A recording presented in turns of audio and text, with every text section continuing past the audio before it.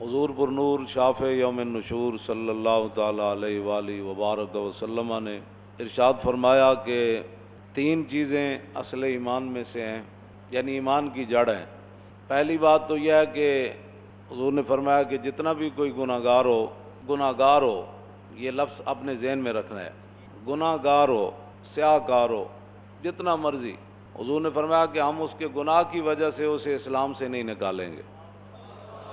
گناہ، باقی تو حضور کے بال مبارک کو کوئی بالڑی کہہ دے تو وہ بھی کافر ہو جاتا ہے۔ گناہ کی میں بات کر رہا ہوں۔ زندہ دار کور کرنے والے لوگ اپنی بچیوں کو، بڑے بڑے جرائم کرنے والے، ان کو بھی معافی مل گئی۔ حضور نے فرمایا کہ یہ حق کسی کو نہیں بنتا کہ کوئی مسلمان گناہ کرے تو اس گناہ کی وجہ سے کوئی اس کو کافر کہہ دے، گناہ کی وجہ سے۔ نمبر 1، اس کا معنی یہ نہیں ہے کہ بندہ گناہ پر جری ہو جائے، ہاں، گناہ ہی ہے، گناہ ہی ہے۔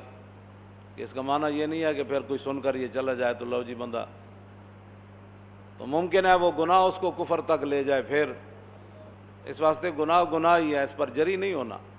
دوسرا، حضور نے فرمایا کہ جب سے اللہ رب العالمین نے مجھے جہاد کا حکم دیا اس وقت سے جہاد جاری ہے۔ کسی عادل کا عدل اور کسی ظالم کا ظلم، 2 باتیں، کسی عادل کا عدل اور کسی ظالم کا ظلم اس جہاد کو ختم نہیں کر سکے گا۔ ہاں جی، اس جہاد کو، بس جہاد ہی ہے۔ حضور نے فرمایا یہ جاری رہے گا اور یہاں تک کہ میرا آخری امتی دجال سے جہاد کرے گا، یہ جاری اور ساری ہے۔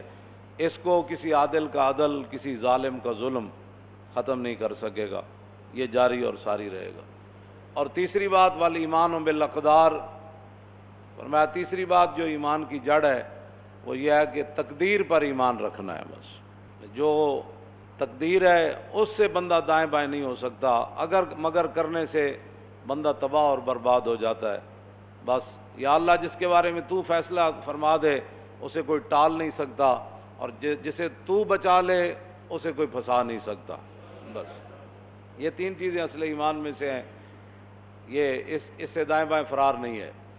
پچھلے جمعے سے گزشتہ جمعے میں نے یہ حدیث پاک بیان کی تھی کہ نبی علیہ الصلوۃ والسلام نے فرمایا کہ امت کی تباہی بربادی ہو جائے گی، ذلت چھا جائے گی۔ اب پوری امت مسلمہ پر ذلت چھائی ہوئی ہے، ہاں، پوری ذلت۔ اس کی وجہ کیا ہوگی کہ اذا تبایعتم بالعینۃ واخذتم اذناب البقر وردیتم بالزرع وترکتم الجہاد، کہ تم ناجائز طریقے سے اپنے کاروبار کرو گے اور تم کھیتی باڑی کے اندر راضی ہو جاؤ گے اپنے کاروبار کے اندر، اور تم بیلوں کی دمیں پکڑ کر، اب اس سے مراد یہ مشینیں بھی ہو سکتی ہیں، بہنا دیا دمہ پکڑ کے تسی اپنے کاروبار کرنے، یہ مراد بیل ہی تو نہیں، ہر دور میں اس کے اپنے تقاضے ہیں، ٹریکٹراں اتنے چڑھ کے تساں ہل وانے، یہ سارا جتنا بھی قیامت تک وہ ترقی یافتہ جو بھی لوگ آدمی کہیں، فرمایا کہ تم کاروبار میں مست ہو جاؤ گے اور جہاد کو تم چھوڑ دو گے۔ اب آپ بتائیں بھائی، جہاد پوری امت مسلمہ کے اندر کون جہاد کر رہا ہے؟ کوئی بھی نہیں کر رہا، بلکہ جہاد کو انگریزوں نے پہلی گالی بنا دیا۔ پہلے ضیاء الحق کے دور میں افغانستان سے مجاہد جو ہے وہ لائے گئے، ان کو امریکہ تک سیر کرائی گئی، پھر امریکہ کے ان کو مال دیا گیا، پھر وہ روس کے خلاف لڑے تو بڑے بڑے مجاہد، بڑے بڑے ان کو القابات دیے گئے کہ یہ تو جی اسلام کے بڑے ہیرو ہیں، انہوں نے بڑا کام کیا، بڑا یہ کیا، روس کو توڑ دیا۔ جب روس ختم ہو گیا، امریکہ کی باری آئی تو امریکہ نے پھر ان کو دہشت گرد قرار دے دیا، اور ابھی تک امریکہ جو ہے وہ ان کے خلاف لڑ رہا ہے، کبھی ان سے مذاکرات کرتا ہے، کبھی کہتا ہے نہیں، کبھی کہتا ہے میں یہ کر دوں گا۔ ٹرمپ کہتا ہے اب میں ایسی سزا دوں گا جو ہمارے خلاف ہے، بولے گا ہم اس کو عبرت کا نشان بنا دیں گے۔ میں نے کہا اس سے پہلے اللہ تجھے عبرت کا نشان بنا دے گا۔ ہاں جی، تو نے کسی کو کیا عبرت کا نشان بنانا ہے؟ عبرت کا نشان تو وہ مالک ہی تجھے بنائے گا، تیری نسلوں کو بھی بنائے گا، تیری سلطنت کو ٹکڑے ٹکڑے فرما دے گا، اور تیرے اوپر اللہ اپنا عذاب نازل کرے گا، تیرے ساتھ جو کھڑے ہیں ان پر بھی اللہ عذاب نازل کرے گا۔ ہاں، یہ تو اس کے اپنے فیصلے ہیں، اس نے کب تجھے تباہ اور برباد کرنا ہے۔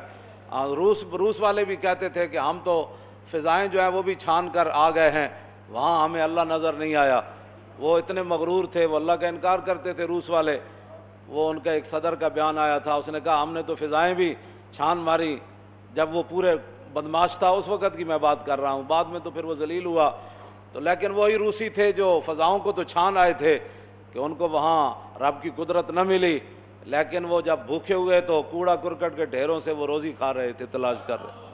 ہاں وہ رب ہے، اس نے کب کسی کو ذلیل فرمانا ہے یہ تو اس کی اپنی شان ہے، لیکن امتحان تو مسلمانوں کا ہے کہ انہوں نے، یہ حضور نے فرمایا وَتَرَكْتُمُ الْجِهَادَ، کاروبار کے اندر مست، ناجائز کاروبار۔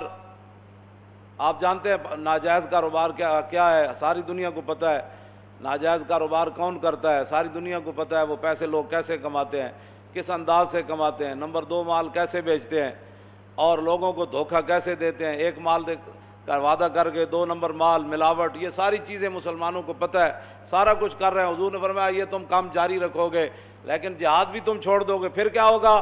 سلط اللہ علیکم ذلًا، پھر اللہ تمہارے اوپر ذلت مسلط فرما دے گا۔ پاکستان سے لے کر سعودی عرب سے لے کر ملیشیا سے لے کر انڈونیشیا سے لے کر اور چیچنیا سے لے کر بوسنیا سے لے کر فلسطین سے لے کر کشمیر تک، کشمیر سے افغانستان تک، پورے عالم اسلام میں ذلت چھائی ہوئی ہے۔ اللہ تعالیٰ نے آگے خود کیا فرمایا؟ ثم لا ينزعه، اللہ اس ذلت کو کبھی بھی ختم نہیں فرمائے گا، ختم اللہ نہیں فرمانی ہے۔ امریکہ کے قرضے سے پاکستان کی ذلت نہیں ختم ہونی، نہ پاکستان کے قرضے اتنے ہیں، نہ اس کی معیشت ٹھیک ہونی ہے، نہ امریکی بیڑے آئیں گے تو پاکستان جو ہے کشمیر پر اپنا بدلہ لینے کے لیے جائے گا۔ وہ 71 میں بھی بیڑا جو ہے وہ سمندر میں ہی کھڑا رہا اور مشرقی پاکستان سے جدا ہو گیا، اور 93,000 فوج جو ہے وہ قید ہو گئی، اور جو کچھ ہوا ساری دنیا کے سامنے ہے۔ تو فرمایا اس ذلت کو رب فرماتا ہے وہ رب نہیں ختم کرے گا، مخلوق کیا ختم کر سکتی ہے کسی کی ذلت کو؟ رب اس ذلت کو کبھی بھی ختم نہیں کرے گا، یہ اعلان ہے رب کا۔ حضور نے فرمایا، حضور نے اپنی زبان اقدس سے فرمایا کیسے ذلت ختم ہوگی؟ حتیٰ ترجعوا الی دینکم، یہاں تک کہ تم اپنے دین کی طرف واپس آ جاؤ۔